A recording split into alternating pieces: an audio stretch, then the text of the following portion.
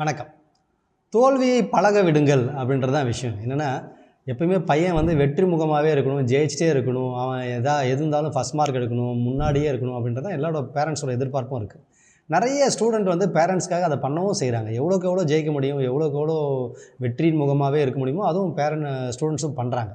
இப்போ என்ன விஷயம்னா, ரெகுலராக ஒரு பையன் தொடர்ச்சியாக ஒரு வெற்றி முகமாகவே இருக்கிறான் அப்படின்னா, நடுவில் ஒரு சின்ன தோல்வி வந்தாலும் அதில் லாக் ஆகிடுறான். அவ்வளோ சீக்கிரம் அவனால் வெளியில் வர முடியறதில்ல.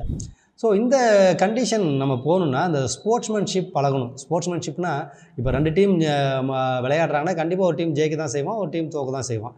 ஜெயிக்கிற டீம் கொஞ்சம் நேரம் துள்ளி குதிக்க தான் செய்வான், தோக்கிற டீம் கொஞ்சம் தோண்டு விழ தான் செய்வான். ஆனால் 2 பேரும் ஃபியூ மொமெண்ட்ஸில் ஒன்றா சேர்ந்து கை குலுக்கிட்டு இது இவ்வளோ தான், இது கேம் தான் அப்படின்னு முடிச்சுட்டு வெளில வராங்க இல்லையா?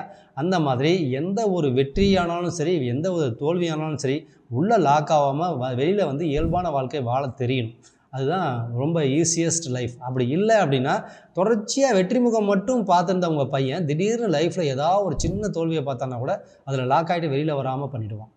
அதுக்காக தான் என்ன சொல்கிறீங்கன்னா, இப்போ படிக்கிறப்பயே உங்கள் பையனுக்கு தோல்வின்ற ஒரு உணர்வு இருக்குது, அதை வந்து நம்ம பெருசாக அதுக்குள்ளே லாக் ஆகக்கூடாது, அதையும் பழகிக்கணும், அதுலேருந்தும் வெளியில் வரணும் அப்படின்னு. ஏன்னா நிறைய பேரண்ட்ஸ் வந்து தட்டி கொடுக்கறது, என்கரேஜ் பண்ணுறதுனா என்னென்னா, அவனில் படிக்கிற பையனை தட்டி கொடுத்து நல்லா படிக்க வைக்கணும்னு நினைக்கிறாங்க.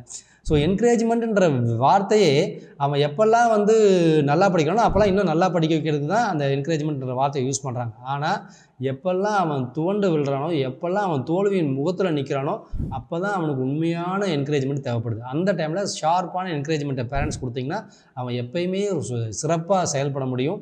ஸோ வெற்றியை வந்து பழக முடியும், தோல்வியை ருசிக்க முடியும். நன்றி, வணக்கம்.